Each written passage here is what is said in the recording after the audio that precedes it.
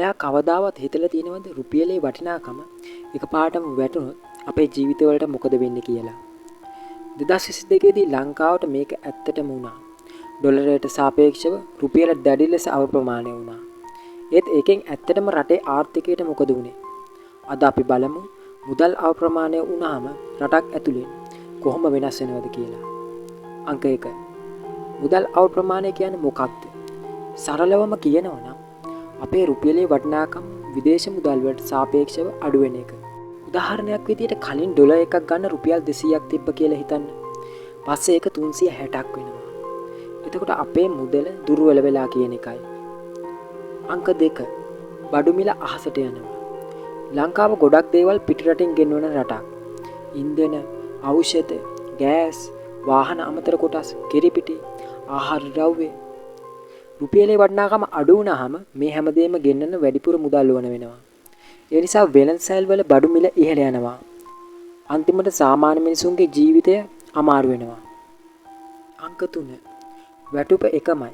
ඒත් ජීවිතයේ මිල අධිකයි. ඔයාගේ පඩියේ රුපියල් 50000ක් වුණත් බඩු මිල දෙගුණයක් වුණොත් ඒ පඩියේ වටිනාකම අඩු වෙනවා. මේකට කියන්නේ ජීවන වියදම වැඩිවීම. මිනිසුන්ට කෑම ගන්න අමාරු වෙනවා. බිල් ගෙවන්න අමාරු වෙනවා. ඉතුරු කරන්න බැරි වෙනවා. අන්තිමට දුප්පත්කම වැඩි වෙනවා. අංක 4. ව්‍යාපාර වැටෙනවා. පිටරටින් බඩු ගෙන්වන බිස්නස් වලට මේක ලොකු ප්‍රශ්නයක්. ඒ අයට බඩු ගෙන්වීම මිල අධික වෙනවා. ලාභය අඩු වෙනවා. සමහර වෙලාවට බිස්නස් වැහෙනවා. එතකොට රැකියාත් අහිමි වෙන්න පුළුවන්. අංක 5.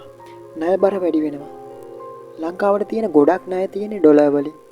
ඒ කියන්නේ රුපියල දුර්වල වුණාම එම ණය ගෙවන්න රජයට වැඩිපුර රුපියල් ඕන වෙනවා. ඒ නිසා රට තවත් ආර්ථික අර්බුදයකට යන්න පුළුවන්. අංක 6. හොඳ පැත්තකුත් තියෙනවා. හැබැයි මුදල් අප්‍රමාණය වුණාම හොඳ පැත්තකුත් තියෙනවා.